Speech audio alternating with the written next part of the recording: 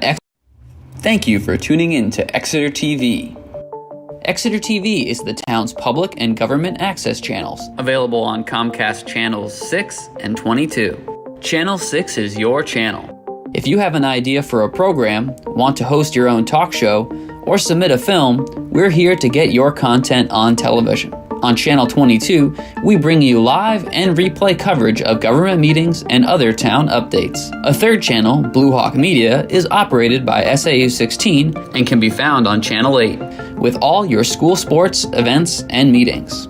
You can watch Exeter TV online at exeternh.tv, Apple TV, and on Roku. Find us on social media for extra content. Subscribe to our YouTube channel and hit the bell to get notified about live streams and new content. Tune in to our platforms every other Friday to watch the Exeter Biweekly Report with recaps of recent events, updates from town departments, and messages from nonprofits in your area. If you head to our website, exeternh.tv, we invite you to sign up to our newsletter to receive monthly updates about new content, upcoming meetings, and more. We'd like to thank you for taking the time to watch Exeter TV and hope that you tune in to our other content as well.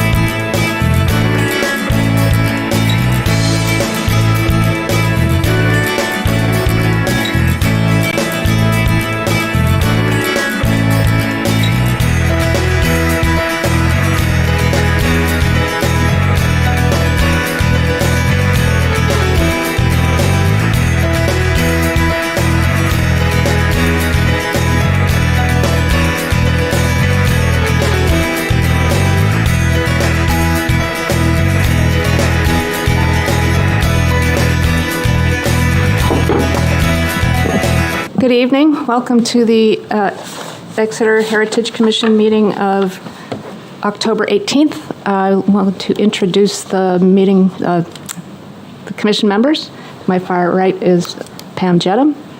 To my right is John Merkel, Vice Chair. To my left is our newest member, Francoise Elise.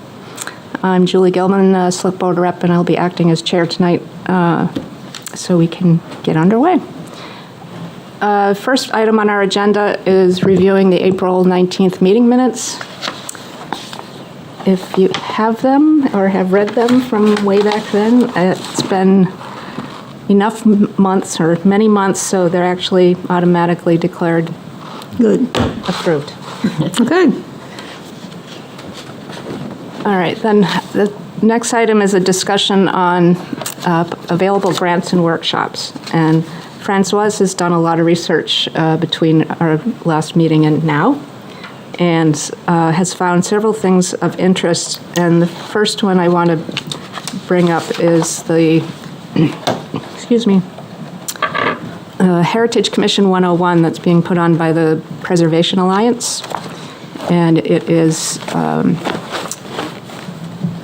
the basics of what the Heritage Commission is and how it works. And I think it's really actually a good one to go to. It's November 9th from 12 to 1. Francoise, is it? This one's virtual? It's a virtual one? Yeah. So we could actually put the link to it on our website so our potential volunteers could look at it and see. Right. All right, we will try to do that. What's that date again? It's November 9th from noon to 1.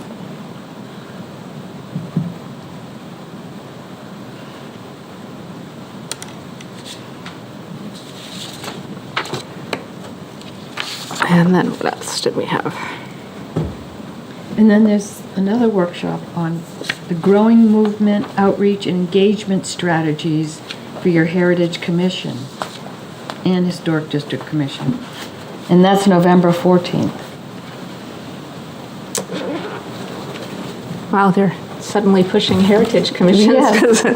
We haven't had anything like that in a long time. That also would be, this one requires a registration, but there's no fee. So we can put that up too. And I would encourage everyone here to join us with that. And that one is virtual too. It makes it so much easier. And I will say that at the State House, we have had a couple of bills that would allow us to have more people attend virtually, more commission members and board members participate virtually, and they have all been made inexpedient to legislate. And because Really? Yes, and because that happened in this last year, I can't bring the bills back until next 25, or it can't be brought back 14th. 2025.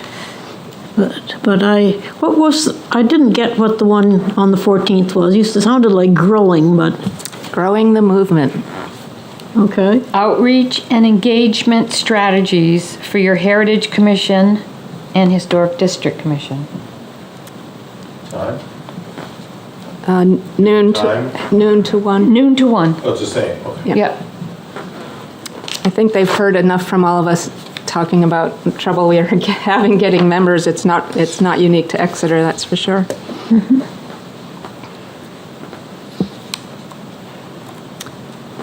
And the Preservation Alliance, too, is also making a big push towards growing the preservation workforce and work trades.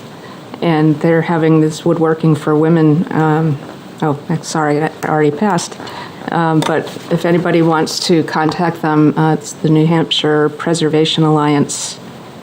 And you can find them online and contact them about it. And we've had successful pairing of a student at the Seacoast School of Technology with a woodworking preservation builder for one semester, and would like to see more of it because the young woman was interested, and it was very encouraging. So I'm going to be working with the SAU on trying to make that a regular part of their program if they can.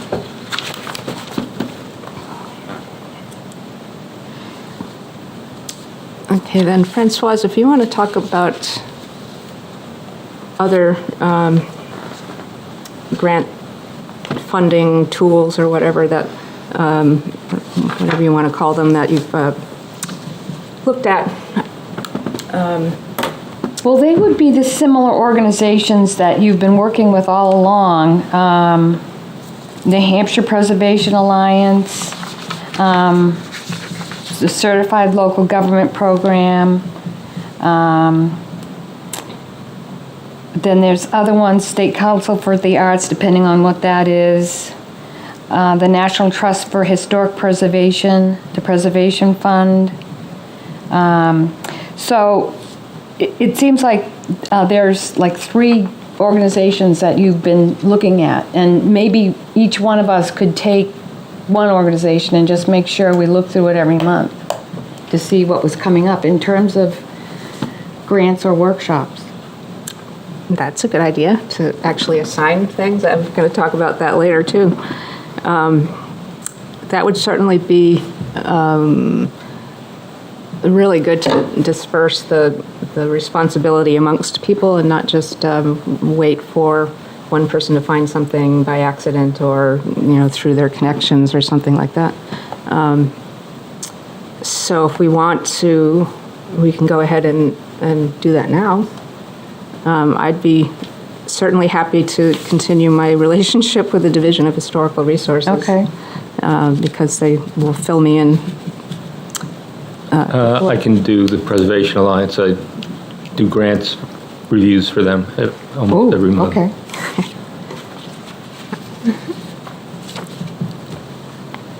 And what is the third one that you? When we look at the National Park Services or National Trust for Historic Preservation, and I haven't found anything yet, but I haven't looked at you really have to get Yes, into they their do. website to find Right. something that matches what you're trying to do. And we really need to have a master plan of what we want to do in order to really meet the, match up the Okay. potential funding for a project of known quantifications. So how about LCHIP, Land and Community Heritage Investment Program? Yep. Would that be a good one to look at? Oh, that's absolutely a good one. We've used them for our Winter Street Cemetery Yeah. restoration, and they're very competitive. But it's a great project, and it's a 50-50 match. So we would have to have or raise and appropriate the funds to, depending on the project, to go ahead with that. And is the Certified Local Government, what are they under? They're under the Division of Historical Resources. Okay, so you would be looking, okay. So I can look at the Land and Community Heritage Investment Program and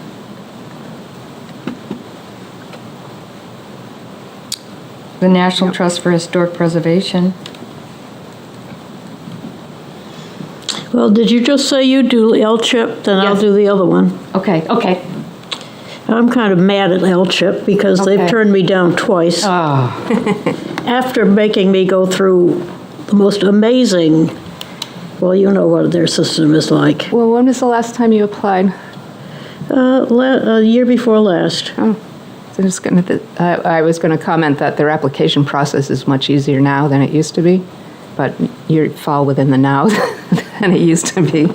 The first time I applied, you needed 5 copies of this document, Yep. 7 copies of Yep, that yep, yep, document, yep, yep. 8 pages of pictures, and it was all very... So you're doing LCHIP, and so what did you want me to National do? Trust for Historic Preservation. I'm sorry, I'm deaf. Okay, National Trust for Historic Preservation. Is that different from historic? Okay. That's federal. Federal. Okay. Well, I don't know that we can go for the National Fund for Sacred Places, but we can certainly tell our churches that it's available, something to look at. I'll do mine. Okay.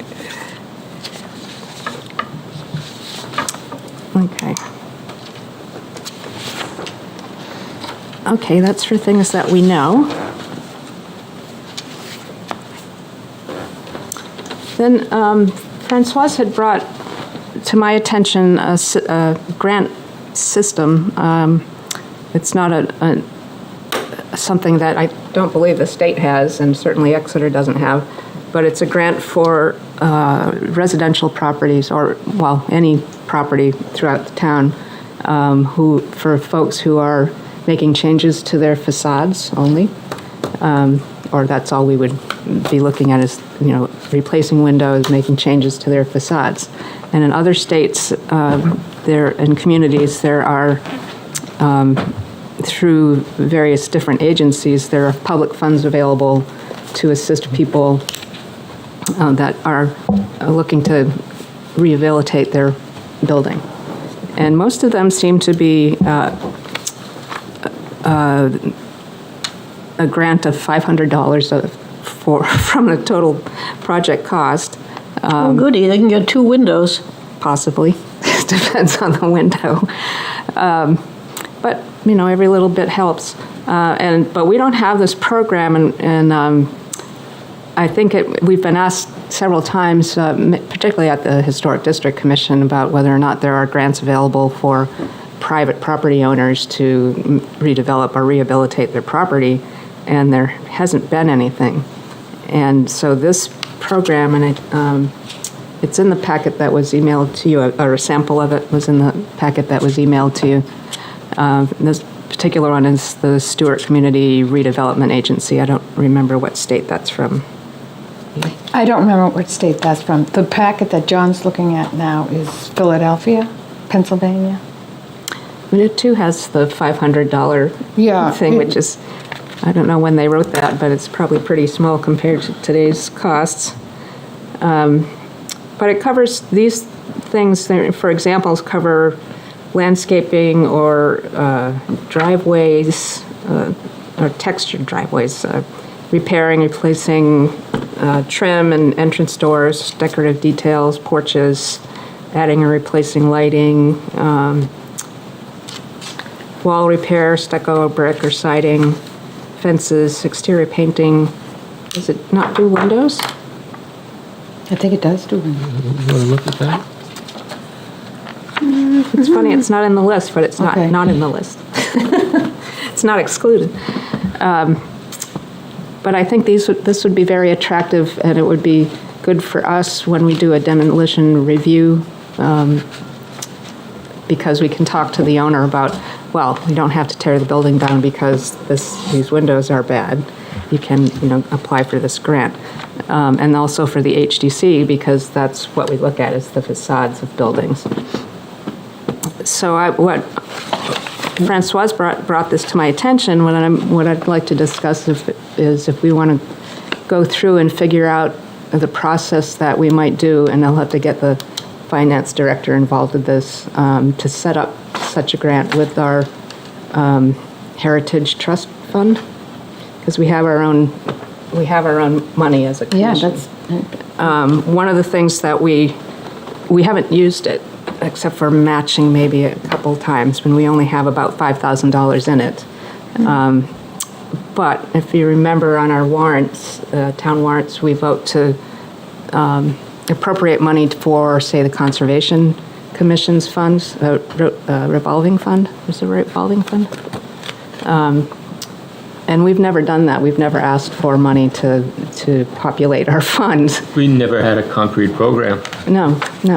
So that's what I'm looking at. Is we want to make a proposal for something like this. We won't get it done for this year's ballot, but I think it's a really attractive thing to be able to offer any kind of funds to somebody to preserve their property.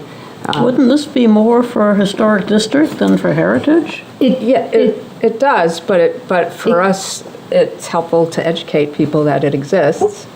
And like I said, when we go for a demolition review, then we can tell people, you don't have to tear down everything, you can rehabilitate it, and here's some money to help you do that.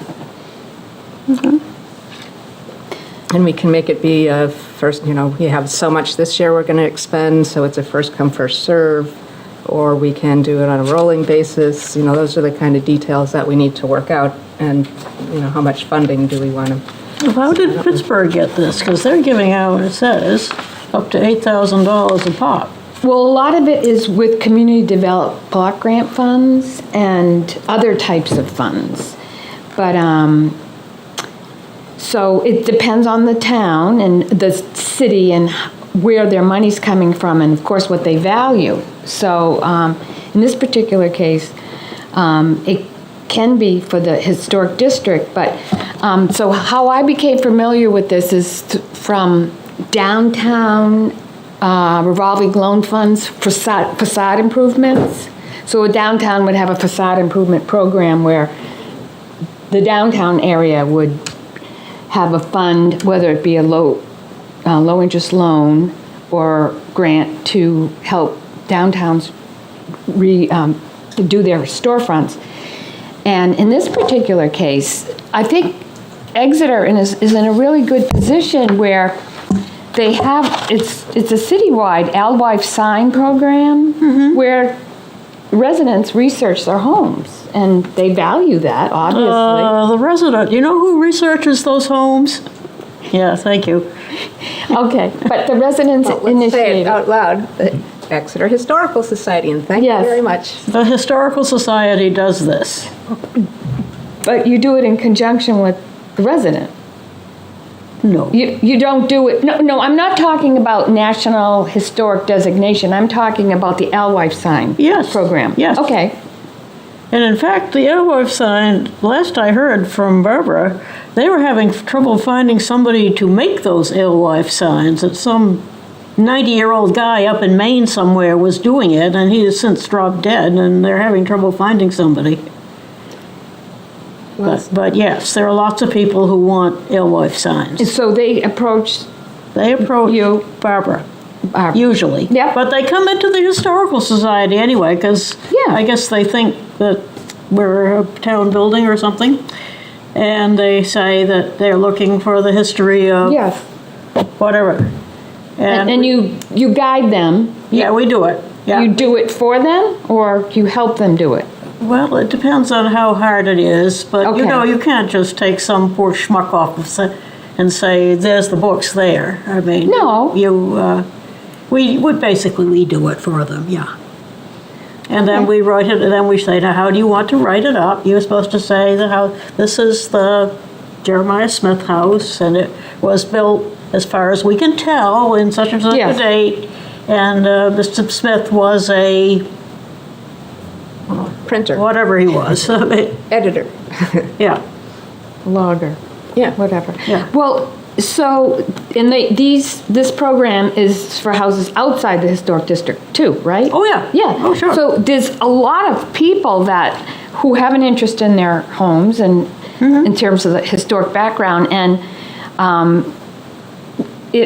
these would be prime people to give a revolving loan to or a grant to in terms of whatever the guidelines that the town wants They to set don't up need for any them. money. They need to buy the sign, which used to be, I think it's, I want to say $75 or something like that.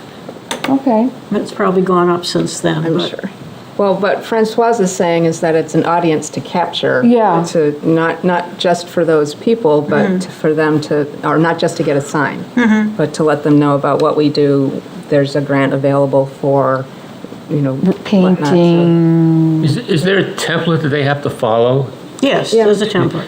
It's on Because- the Yeah. historic district's website, and I think Right. probably This- more appropriate to We've- move it to ours. Yeah, you got it. We You got tried it it. right there. Yep. We tried it twice and we couldn't do it because our properties were connected at one time. Yeah. And it wasn't clear what was what. Oh, land and buildings kind of thing on the deeds. I hate that. Well, everybody who comes in for one of those does get a membership form for the Historical Society. Okay. So, Okay. All right, this is not advertising space. Yeah. Thank but, you. It might be something that, a lot of people say, well, what's in it for me in terms of having a house in the historic district or having a historic home? What's in it for me? And of course, we do talk about the value that their homes carry over time versus other homes that might not be in the district or historic. But, I mean, this is something we could offer them. What's in it for me? We can help you paint your home to the period. It could be a tool to do that. well, long, long ago, when I first came on the historic, we did have a few. We had a thing on painting houses in the historic Yeah. district. Yeah. And we had one on window replacement. Remember that one? Yes, and So- actually, that one was done by the Heritage Conservation Commission. and Yeah, well. I didn't even know about it. We could jump on their back wagon. Well, there are opportunities for us Yeah. to work, because those two things, conservation, natural resources and historic resources are often grouped together. So that is another connection that we need to make for some ideas that we have. And speaking of the other programs that we've done, I'm getting away from this process, but it kind of goes together, is that we did the color one once. Yeah. And we need to do it again, and maybe we need to cycle these things through the years. Not maybe we do it twice a year, or maybe we just do it every year in the spring or something like that when it's painting time, or just before painting time. And so those are the kind of things that we master plan for grants. And I don't recall if we worked in association with the Historical Society, or if it was. Well, you did for the painting, because, I mean, we had the program there. but I just don't remember how we paid That was, for it. but again, we need someplace, I would like someplace bigger. The Historical Society is really a very poor place to have a meeting. Yes, hence the Much as I'd like to get people in, yeah, I mean, the town hall would be certainly the Much, appropriate much place. better. Yeah. So that was one of the things that I think goes together with the grant opportunities that already exist. That we make a checklist of things of educational opportunities that we want to provide, yearly or biannually or something like that, just to keep bubbling to the top of the surface of people's minds. now we can use these pathetic little funds that we have to get these programs. I don't think we'd have to pay for might have to pay for the town hall. But many of these speakers do it for free, especially if they're speaking for some preservation society. Yep. Yeah, I don't recall on that one. It was so long ago, which is why we need to do it again. And I remember asking why folks paint the ceilings on their porches blue. And they didn't. The fellow that was giving the presentation said, "That's a really good question. I'm trying to figure it out." And he got as far back as that it came from. Cobalt. No, it came as a practice from. Oh, that's right, it was under the roof, so that the It looked like light. the sky, but it was from slave quarters, and that the slaves could paint their own buildings, I guess, if they were given permission, and that they made it blue because it showed the sky, and they needed that touch of freedom. But that's as far as he got, and it was a guess still. But maybe since then he's found something else.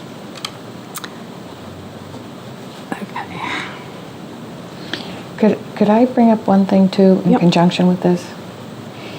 Maybe we could form a subcommittee to look into this program and work with the other departments that need to look at it. And The facade program? Absolutely.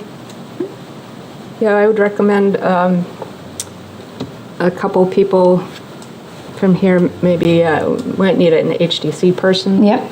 Somebody from here. We need the finance director to guide us through how, and the town planner if he feels like he's part of it. But yeah, I would like to be able to get on that so next year we can talk about something real.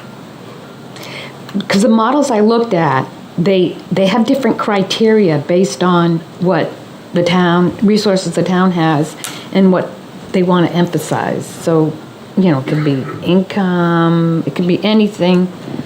It can be what fits Exeter. And Pam, to your statement about how does Pittsburgh do it, well, it's a city and they have a income tax. So, we're kind of limited. I don't want to raise taxes on the folks in Exeter No, because we no. want to distribute it to folks in Exeter, but that's our limitation, and it's a limitation. Could I say just one more thing? So I am newer to Exeter. I've only been here since March, and I've been fascinated by all the houses that have the alewife sign on them, and I've read some of the research that's been done on the different districts, and I think it would be really fascinating. I mean, it's fascinating to me to have some presentations of the people that have done this research and that are proud of the research that has been done, and to have maybe some workshops or sessions where like 3 people at a time or 1 person at a time presents the research they found on their house, and that would educate the community on what they've done, the history of the house itself, and then the process that might get other people interested in doing it too. I was thinking about that because you had mentioned it to me earlier, and it would be a good opportunity, I think, to have a formal presentation of the sign. Yes. To the homeowner at one of our meetings, so that there are hundreds out there that I don't know about. I don't know that they exist, and so it would be nice for everyone to have an opportunity to see, here's this house and here's what they've done for research, what is the important resource, and let's be proud and put a sign on the house and let Yeah. everyone know. So I think it would be kind of a fun thing for all of us to do. Oh dear, you should have come to the Historical Society meeting. We had a meeting just on that Okay. not too long ago. Okay. But yeah, you need to come to the Historical I do. Society sometime. I We'll do. show you what we got. Okay.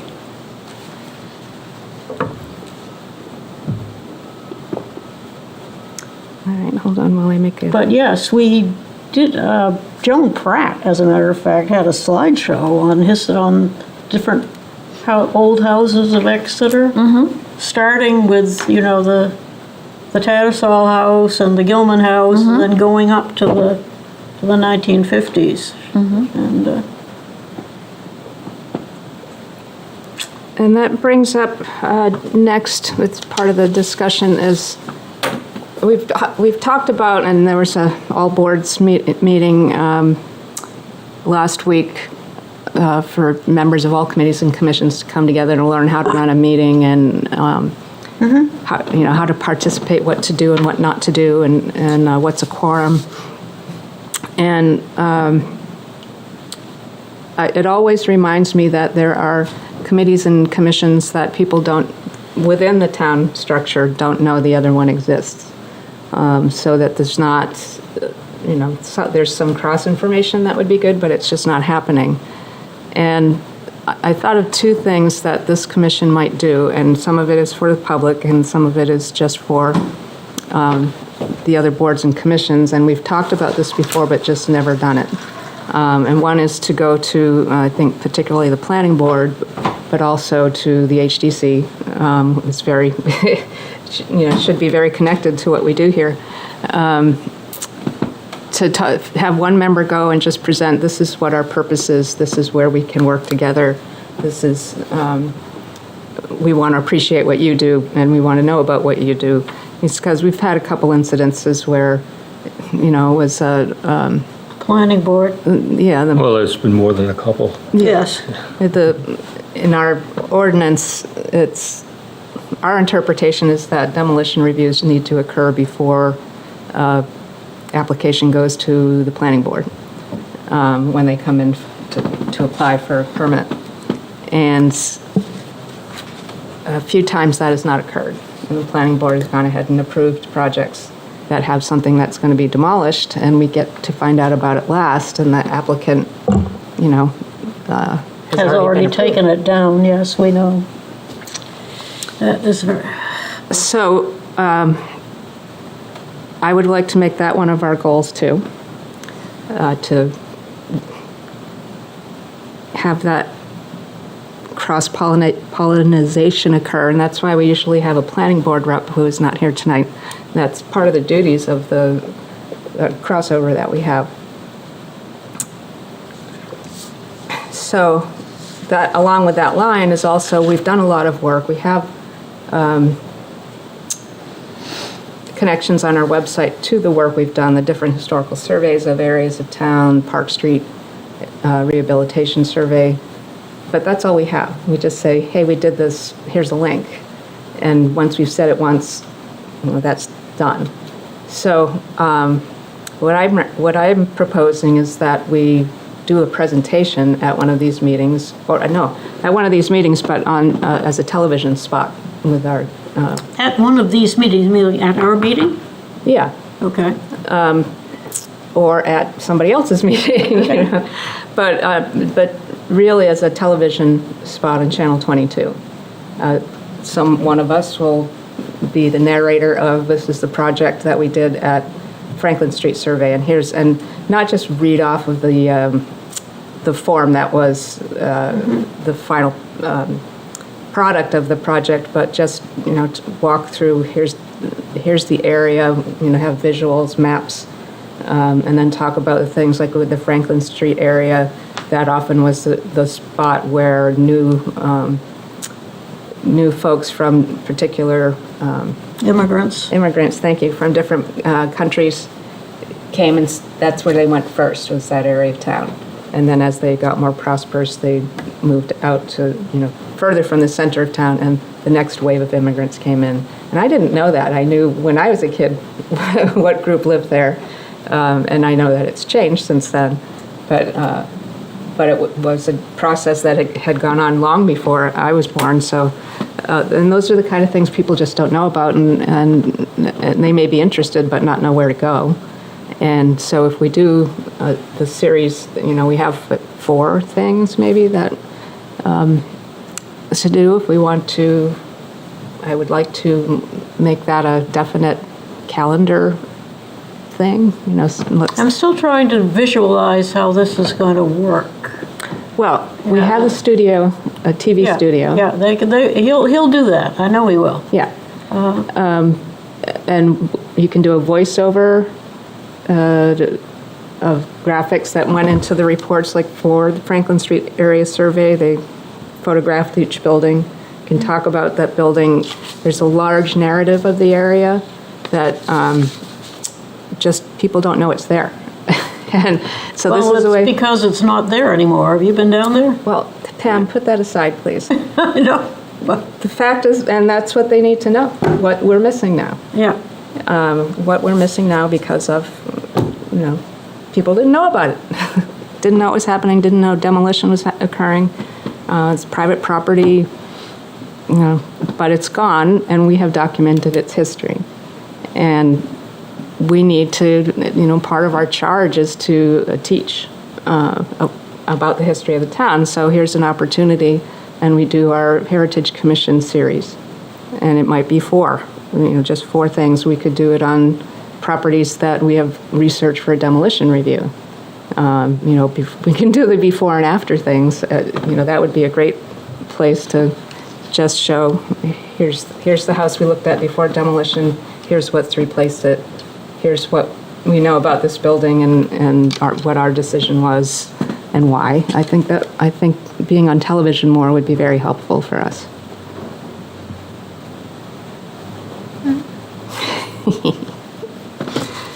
So do we have any volunteers?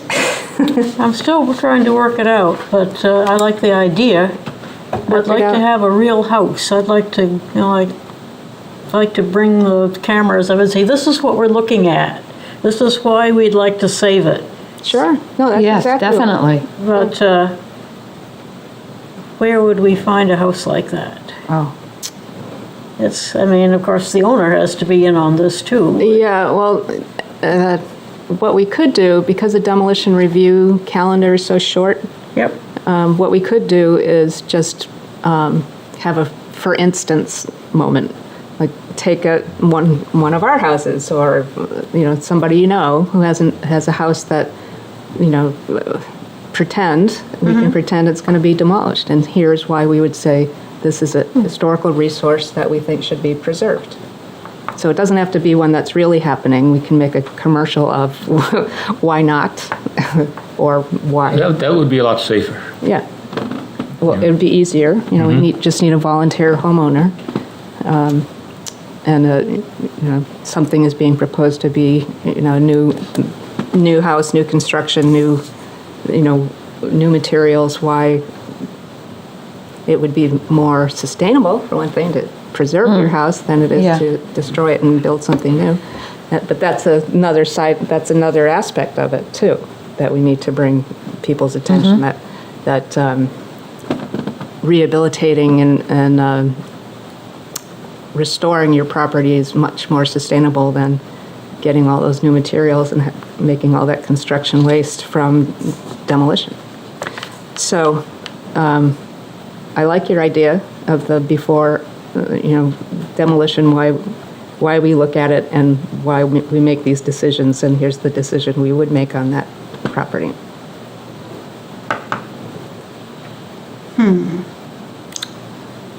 Who could we go for? Okay. Well, choose let's choose a property. If you want to take on the first one, choose your favorite house in Exeter and contact that owner and ask them if they would be willing to let us do why we like or why we this is a resource to the town. Okay. We'll And think. let them know it'll just be an exterior thing.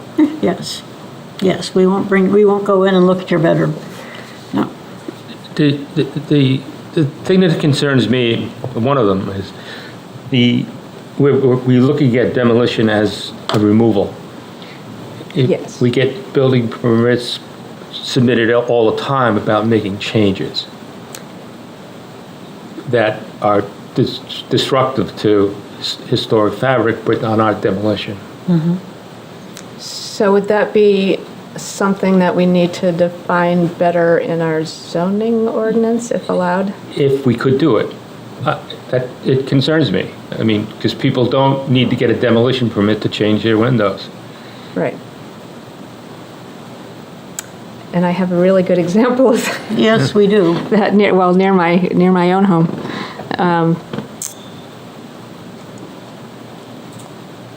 Yeah, that's an educational piece. That's where the window preservation comes in, but doing a why and why not commercial, particularly on windows, because that's all the HDC. That's the majority of our cases.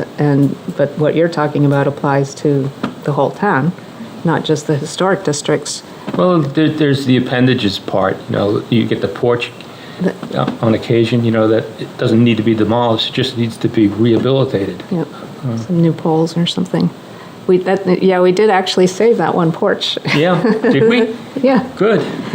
We had a porch over on, was it Oak Street or off Oak Street, that the owner wanted to remove, and I don't know why we were called in, because it was just the porch the porch and barn. But we convinced them to strip all of the plywood and everything off of it. Yeah. And the original structure was there.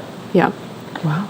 And we had one where they wanted to take it off so that they would get more light into the living space. Mm-hmm. But the whole reason these side porches are put on was to have the shade in the summer, so you don't get the glaring light and heat of the summer. Mm-hmm. And And the homeowner said that makes sense, and they kept the porch, and it had the trim that matched the whole house, and it definitely had been a part of the period. It was in better shape than the house. Yeah, Because too. it had been covered. Yeah. So, these are the kind of things that I think we need to start making use of our communications coordinator and our TV programming. And we can have it broadcast on both Channel 22 or the government TV and the public access TV. I don't know. Maybe the porch person, or the two porch people, would volunteer to do their homes, Yep. but you'd have to have before pictures. Yep. We typically take pictures before, and that's one thing that's another thing on our list of goals is to do the before and after pictures, and we need to divide up our list of demos and send out, or I know, John, that you've done a lot of work providing the photographs when the demolition reviews are made. But we haven't ever gone out, not out that I'm aware of, to do the after, what replaced it. And that's, I think, a good, to your point, that is a good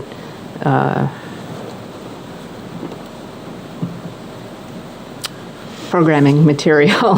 Well, let me see how far back I can go, because before the digital part, we lost a lot of photographs. I don't know where they are. Bob probably has a bunch of them. Yeah. We can make them digital, if we have them.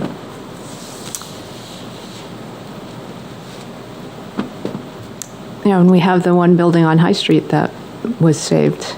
Yes. And the before and after actually look pretty much the same, only the color changed. But it worked. So,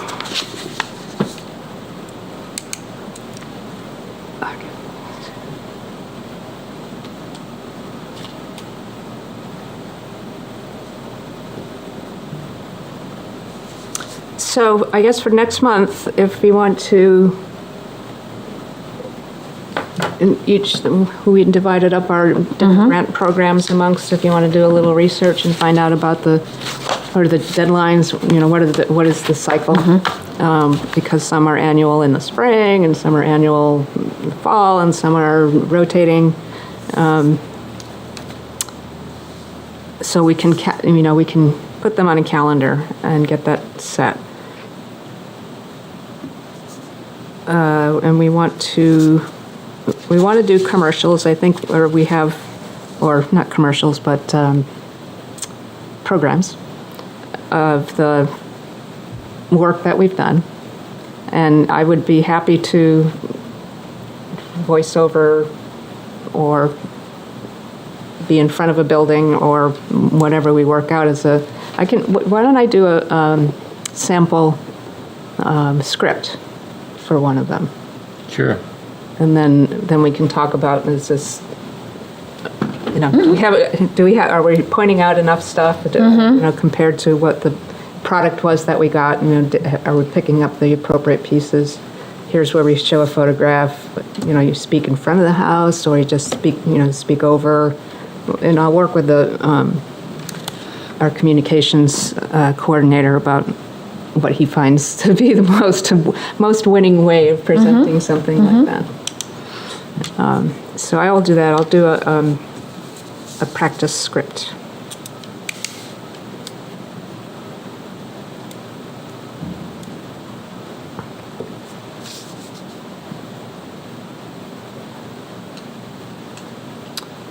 Okay. So is there anything else on how we can publicize ourselves more?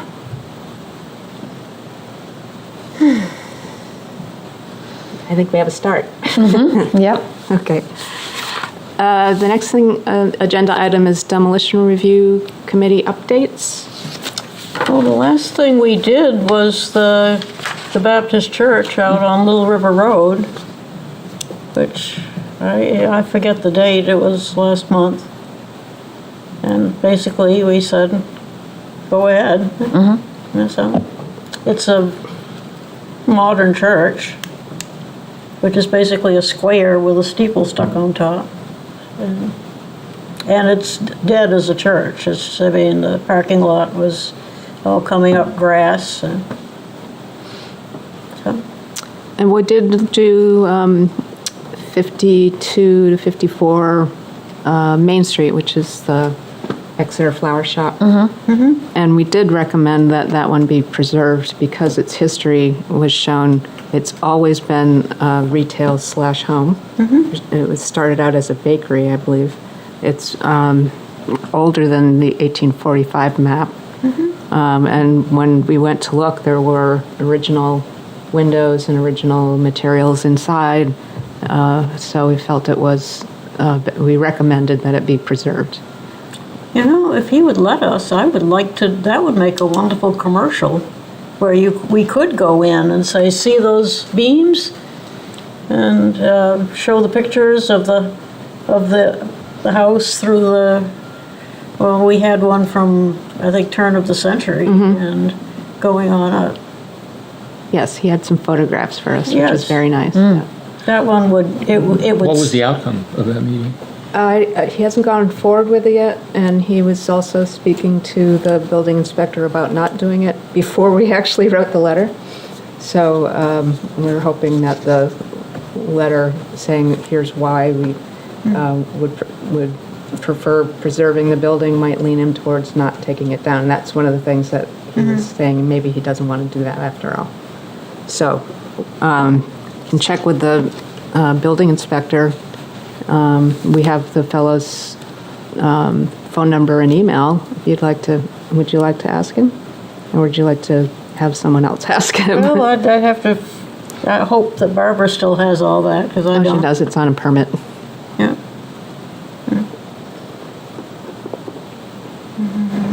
And it's also interesting on that building too, where everybody would notice the greenhouse on the one side. That the configuration of the building as it was, as far as I could find it portrayed, had a porch there. So the footprint is the same. It's just the use changed from a bakery to different, it was a grocery store at one point, it was, and then became the flower shop. So it has a lot of, it's a resource to the town because of its history and over time, and who owned it was well known, and everybody's got a story about when it was a grocery store and when it was flower shop, and I don't know if anybody remembers it being a bakery anymore, but you know, it was. Okay, so those were the, that was the outcome of the last two demolition reviews.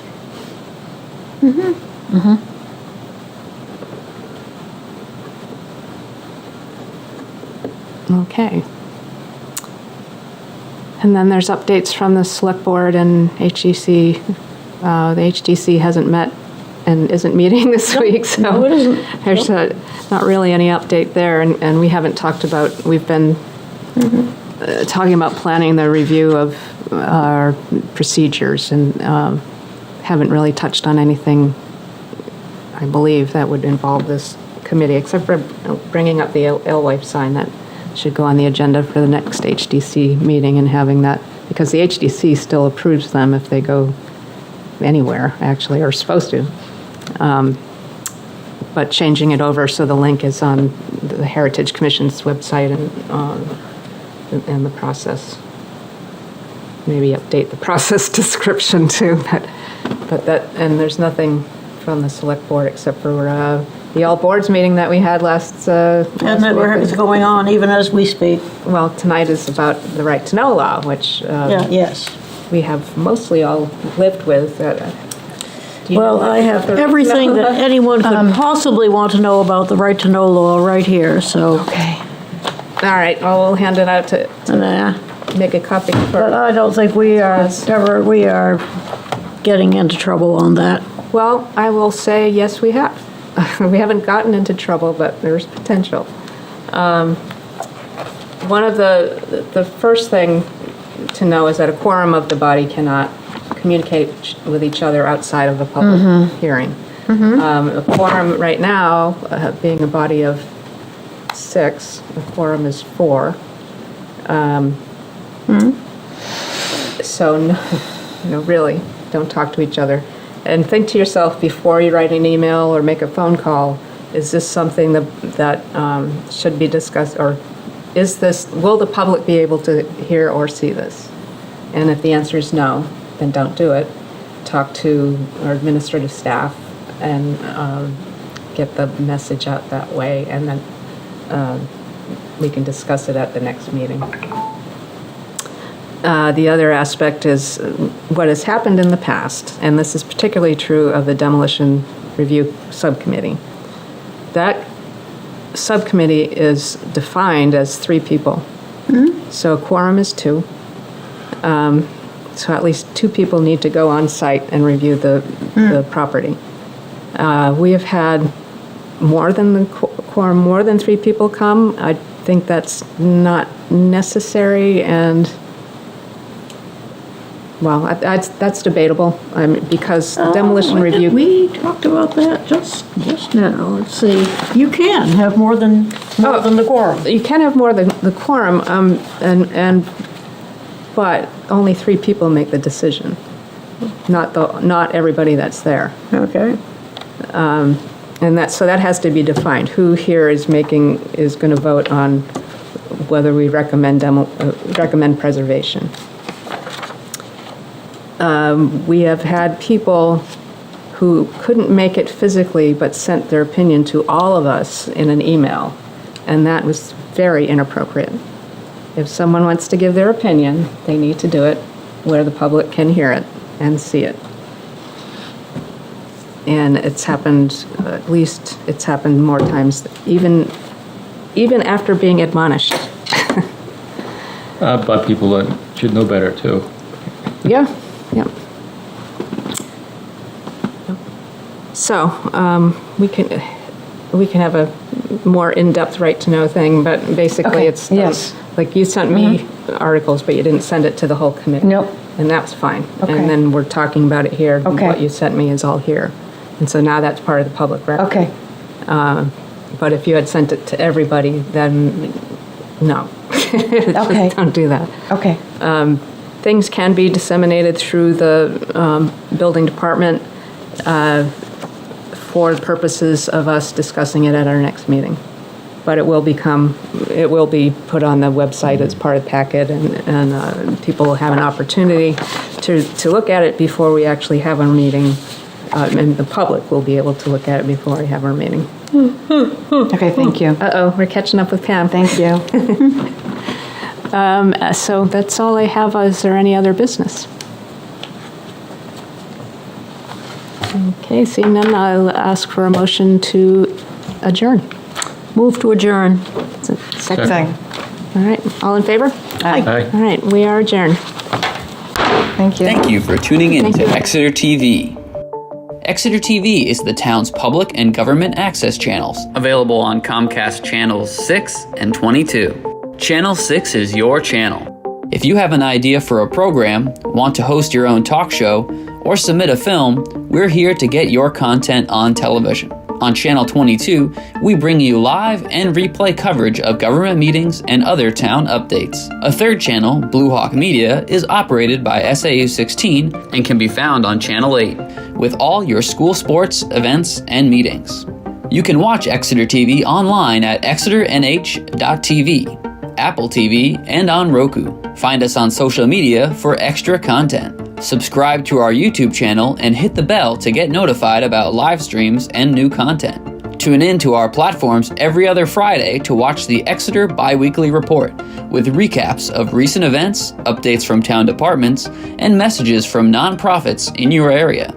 If you head to our website, exeternh.tv, we invite you to sign up to our newsletter to receive monthly updates about new content, upcoming meetings, and more. We'd like to thank you for taking the time to watch Exeter TV and hope that you tune in to our other content as well.